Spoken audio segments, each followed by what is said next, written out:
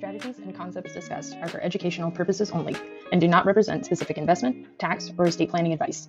Investing carries an inherent element of risk, and it is in everyone's best interest to consult a tax, legal, or investment professional. Beth Williams is an investment advisor representative of, and advisory services are offered through USA Financial Securities Corp., a registered investment advisor. Megan Carney, Megan S. Carney PLLC, and Financial Arc Builders are not affiliated with USA Financial Securities Corp. Welcome to Money Healing. I'm your co-host, Beth Williams. And I'm your other co-host, Megan Carney. We're here to talk about money and our feelings related to it. I'm a psychologist who specializes in helping sensitive people. And I'm a financial planner. We both talk to everyday people just like you about these topics. Everyone's mental health and money health journeys are so different. And as unique as we all are, there are some common themes when it comes to how our emotions impact our money and vice versa. And it's those common themes that we are going to be discussing together, both the themes themselves and some ideas from us about how to move forward and heal your relationship with money. In the next bit of episodes, Megan and I will be unpacking the various emotions and trauma themes that we've encountered within our observations over the last few years. We discovered that people fell into one of two camps, one that knows their numbers and where they are financially, and those that don't know their numbers and where they are financially. We recommend that you go through the episodes and listen to the ones you believe may apply to you. Megan and I are big advocates for getting collaborative support for both your mental health and your financial health journey. As you listen, we recommend that you pay attention to yourself, your reactions emotionally, and reach out to either a mental health professional and or a financial professional to help you deal with your relationship with money. We'll begin by discussing I don't know my numbers and blank. Is there something that comes after that? Emotional themes we'll discuss within that will be fear, avoidance. What happens if I lose or fail? Shame, guilt, and even domestic violence and abuse, with the overarching theme of trauma. We will then discuss I know my numbers and blank. Some of the emotional themes that we'll discuss within that will be hopelessness, fear, shame, embarrassment, burnout, never enough, feeling lost, undervalued, worry, and then we'll also deal with the overarching theme of trauma. Well, welcome back to Money Healing. Today we're going to be talking about I feel like I know my numbers, where I am financially, and I don't get financial help. And today we're going to be talking about I can't plan that far out, to segue off of what we talked about last week. Yeah, last week we were talking about like retirement, which feels so far away for so many people, or even impossible. Which I imagine is one of the reasons that people are like, I can't plan that far out. I can't even imagine like not working. Yeah, or even living that long. And I think that that's one of the magical parts about growing up the way that I did is my family lives for so long, and we just kind of take for granted that no one else thinks that way. And it's not uncommon to live well into your 80s or 90s in our family, so we just are like, well, of course we're going to be here for a long time, and yet that's not the case for a lot of people. And I'll talk with people that are like, oh, wow, I've lived already 20 years past what my father did, and I'm not even sure what to do at this stage of my life. So yeah, it's big, it's scary. Mm-hmm. Absolutely. So there was a study that came out of MIT that we reference a lot in our practice, and the study had to do with growing older, and it was specifically dealing with age in Japan, how we had a whole generation that didn't have a lot of children, and now we had a whole bunch of people that needed services and help, and we didn't have the people to fill in those roles. And so the study came out and was there was a quote from the doctor, Dr. Joe Coughlin, and he had said, "We have a longevity paradox. Now we've achieved what mankind has always wanted to achieve since it's walked, which is living longer, and we don't really have a good idea what to do with that additional time." And he ended up going off and writing a book, and now there's a whole course of studies still at MIT on this issue. And really what they came down to is that they said there were 4 phases of 8,000 days each. And 8,000 days being roughly 21, 22 years, they had broken this out and said, like, based on the average life expectancy, you could break out a person's life into these 4 phases of 8,000 days. So the first one being your learning, and this is from birth to graduating college, roughly 21, 22 years old. You're just starting to learn how to do everything. You're learning how to speak the language that you are. You're learning how to go to school and interact with other people, and you're going into creating who you are. And you go through the teenage years, and you maybe attend college. And then that second phase, you're starting to create a new professional career. Maybe if you're like me, you've changed careers a couple of times in your 20s. You're starting to grow relationships, and you're starting to create marriages and your own children and your own family.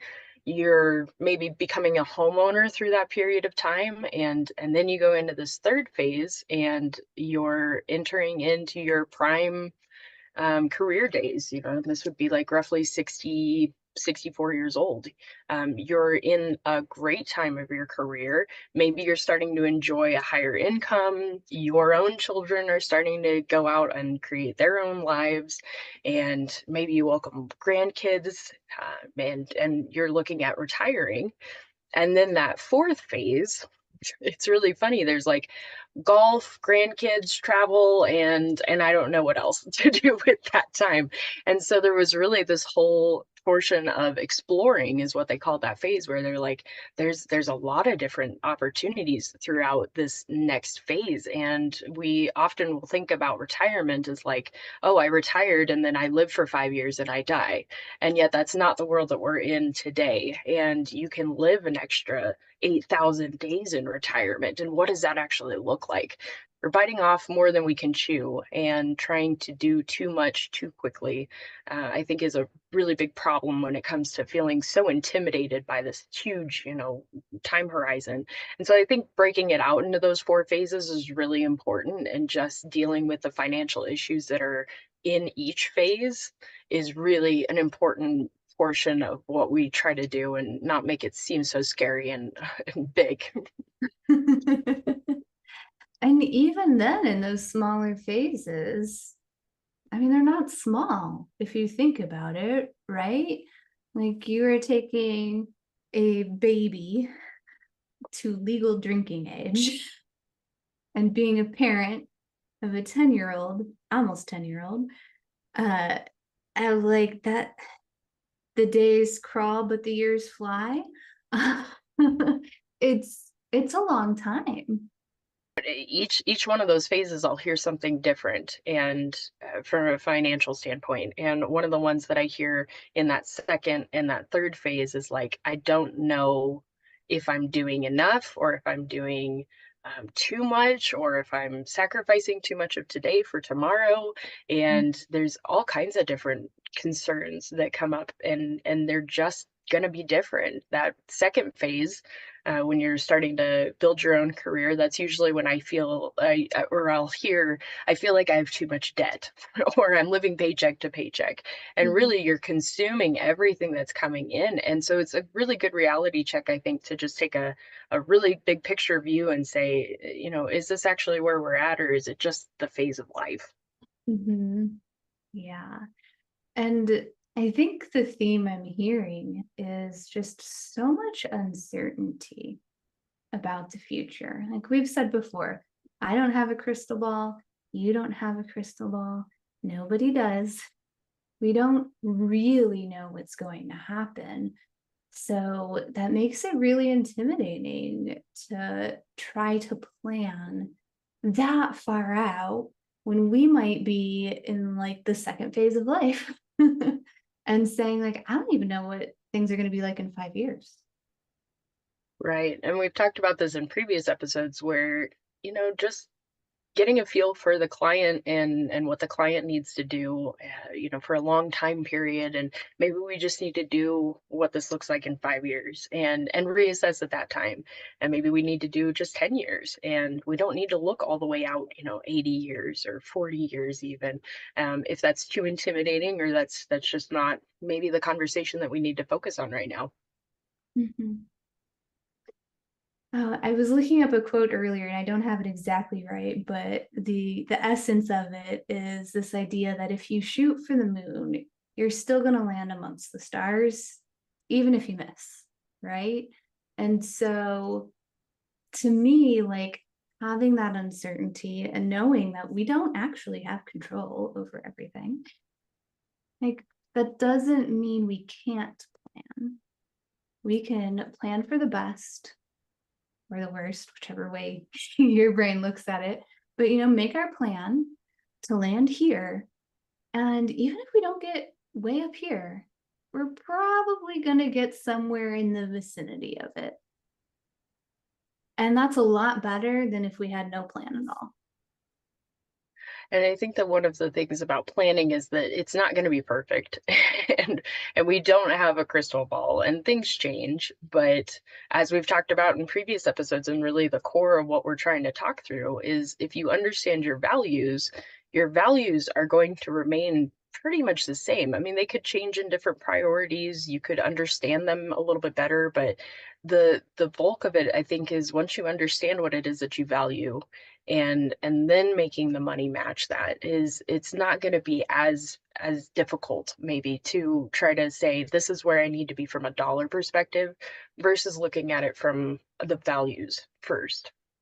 If we're not aiming for something that's in alignment with our values, and like we're not going to feel good, right? If your plan is, to just make lots of money just because, and money's not actually something you value, then eventually along that line, you're going to say like, wait a second, what am I doing? And you're going to have to adjust and say like, well, actually what I really care about is my family. And maybe specifically you have kids and you say, oh, it's my kids. Oh, I want to save money for my kids so that they can do whatever thing really matters to you or to them. And what you reminded me of there was that, we've seen this if you've got a health issue where, health things are scary. And if you have a health problem that comes up, it was a really great way of being able to restart your life and reassess, is this actually where I want to be? And what am I focused on and why am I focused on those things? And sometimes when it comes to medical stuff, we're just kind of surviving and we may be putting some of our financial goals on hold so that we can get that medical issue addressed now and coming out of whatever that would be. You might look at your finances and go, wow, that was really terrible, or this is a lot more debt than I thought I was going to have at this phase of life. Again, looking back and going, okay, but what is it that we value? If you value your health, if you value your mental health, if you value those things, and most of us do, we're getting our money in line with those values. And yeah, it might not be where you were expecting to be right now, but that's a really big step in understanding who you are and what it is that you value. Absolutely. Like there was so much depth there, Beth. I hope that people like do the little 15-second, 30-second rewind and just re-listen to that piece because it's so important. That puts so much into perspective when there is a health crisis for somebody about what really matters to them. And more often than not, it's not the money itself. So what emotions do you think people are coming to me with when they're feeling like this is too big? I can't plan this far out. What do you think the emotions are that are coming up for them? Oh, anxiety, fear, uncertainty, maybe even grief, like some preemptive grief. If I think that far ahead, I have to think about certain people not being alive anymore, or perhaps even myself not being alive anymore, which is a very intimidating thing. We do not talk about that in our culture. So a lot of fear, a lot of anxiety. When you're dealing with anxiety, are there any good tools that you think we should go into those conversations with? I mean, other than pausing and going to a mental health professional to get those, diagnosed, what do you think some of those tools are? Yeah. Well, one, I wouldn't say that just because you have anxiety or fear that you have a diagnosis. So, like, we all have emotions, and that is just part of being human. And usually, if we listen to those emotions, then we are going to find what really matters, what's underneath it. So, one of the tools that I like to use is to just see if you can get curious about your feeling. If you're forcing it, it's not going to work. So, just leave it alone if you feel like you're forcing it, or get some assistance with it. But with anxiety, for example, well, what are we anxious about if we're like, I can't even plan that far out? Like, do you have any common examples that you find people say they're anxious about? And this is one of the reasons that we started this podcast. I wish that people had the vocabulary to say, Mhm. this is what I'm feeling about this financial topic. And some of my favorite clients are the ones that can stop a conversation and say, this is what I'm feeling right now. And I don't really need you to do anything about it, or maybe I need to take a break. But, starting that conversation, I think, is really beautiful. But I've found often that without using the word anxiety, from my perspective, there's a lot of folks that are very hesitant towards trying to address a certain problem because there's so much more going on in their head around what's going on there. And some of this, I honestly would say, are my younger clients, my Gen Zers. They are so stressed around trying to figure out how to solve everything right now. And I think God love them for having an awareness around financial issues. A lot of them will say, my parents dealt with this or my grandparents dealt with that. And they're starting to recognize that they don't want to deal with those issues. And so they want to know how to address them in advance. And sometimes that makes it too big in their heads, where they're like, oh my gosh, how do I solve for this problem that's 40 years in advance? And sometimes it's just too much. Then also, I've got a lot of clients that are looking at retirement, and it just seems, again, like we've talked about, we've got grandkids, golf, travel. I don't know what else is gonna look like in this next phase of life, and it just seems too big. I heard you say two different things that people are coming in with anxiety about. One is like, I have to solve this problem. Their problem solving hat is on. And so they're anxious about, what if I don't solve this problem? What if I can't solve this problem? And I would encourage, if you're there, if you're in like that thinking, problem solving phase, like, welcome to the club. I go there automatically. We're really smart, and sometimes too smart for our own good. So we're really good at shoving down our feelings. Sometimes when that's what we're doing is just trying to solve the problem with our thinking brain, we need to let the heart in a little bit. We need to just say, like, well, what if I don't solve the problem? Like, let's run this worst case scenario solution. What really is going to happen? And if you take it out to all its logical steps, which I know your thinking brain is going to want to do first, that's why we're doing it, then most of the time, not all of the time, I can't guarantee this, most of the time, you're going to find that you'll still be okay. It might not be the most comfortable. It might not be exactly what you wanted or what you thought it would be, but even if the worst happens, you'll still be okay. And if by chance you do that whole worst case scenario thing and you say, nope, actually, like, we would not be okay. We would be like so financially distraught with zero resources from anyone, anything, anywhere, that we would be homeless. We wouldn't be fed. It would be dire straits. Then, like, okay, legitimate concern. Like, thank you, anxiety, for showing up and making me realize that there is something to be concerned about here.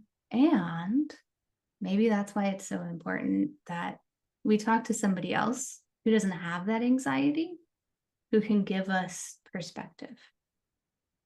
Because that anxiety was actually really, really helpful in saying, hey, you need a plan. It doesn't have to be a perfect plan, but you need something.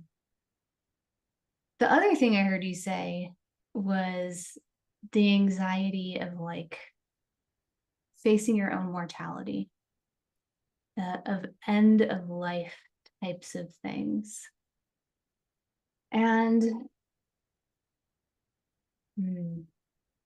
there's a lot that I want to say there, but there's also just like so much nuance for it for people, depending on what you believe happens after death, that it's hard to just wrap it up into one little soundbite in a podcast. I would say that you're anxious about your own mortality because you care about your life, because you care about the life of the people, the lives of the people who care about you. And it's okay to be anxious about that. Like, we do not have to make anxiety go away. Sometimes it can actually be quite helpful. It can be showing us before that health crisis that Beth alluded to what we really care about, right? And so often it's people. I think sometimes when we have anxiety and fear around specifically financial issues like this, there's a lot of portions that just don't need to be solved right now. And if you're paying really close attention, you might have noticed that anxiety that people are feeling about planning so far out. Maybe that top layer is like, yeah, I'm anxious about money, but it's actually not anxiety about money. It's about, being okay, being taken care of, your family being taken care of, the people that you love being taken care of. The money is just the tool to make that happen. So one of the anxieties that we didn't talk about yet, that didn't come up, maybe anxiety, maybe fear, worry, I don't know, however you want to label it for yourself, is sometimes people are, planning their life in one way, but like something feels off. They can't say what it is. They can't quite name it yet, but they just know that something feels out of alignment, or like they have this wild idea. Maybe they think it's wild. Maybe it is, maybe it isn't. I don't know. Of like this total different life trajectory that they want to take.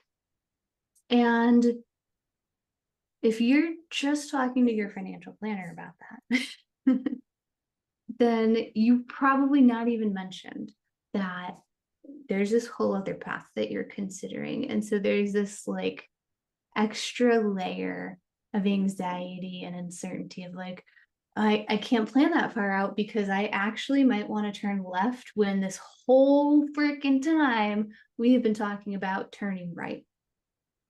We actually had a client once that we went through. We have a whole portion of our planning process that we're assessing your values, and we're just asking some big questions. And it was really interesting because it was a husband and wife, and halfway through, they realized that they needed to stop and go to marriage counseling because they were on a completely different path from what the other one was thinking was going to happen. And it was in this next phase of, when I'm looking at retirement, what do I have? And he had a picture in his head, she had a picture in hers, and so we had to make a pause. And that's not uncommon, because I mean, how often do people just stop and really assess their values and what they're thinking? And we're just busy living lives and going on to the next thing, and actually having a moment to stop and reassess. It's a really great tool, but there can be some stuff that comes up that you weren't expecting. Absolutely. And honestly, I think we all maybe need to expect that at some point in life we're gonna have what Brene Brown calls this midlife unraveling, which is a different way of saying midlife crisis, because it's actually like not a crisis. It's more like a reawakening to like, oh, I've just been putting one foot in front of the other, doing all the like shoulds, what I'm supposed to, what society says. And you get to some point in your life where you're like, well, hold on a second. This hasn't felt good for a long time. Something has to change. And then you have to dig into all of that stuff for yourself to figure out what you really want life to look like. So, of course, when you're in like phase 1, phase 2 of life, it is so freaking hard to go to phase 4 and say like, yep, that's what I want. Exactly. Clear, detailed picture. Maybe we can say like, oh, generally I want these things to be happening. But to have that like clear, detailed picture for the end of your life or retirement, that is pretty much impossible. I mean, do you remember when you were like 22? Not thinking about that. All right, well, thanks for joining us for another episode of Money Healing. We're going to be expanding again this topic of I feel like I know my numbers, where am I financially, I don't get financial help, and we're going to be talking about I don't know what to ask.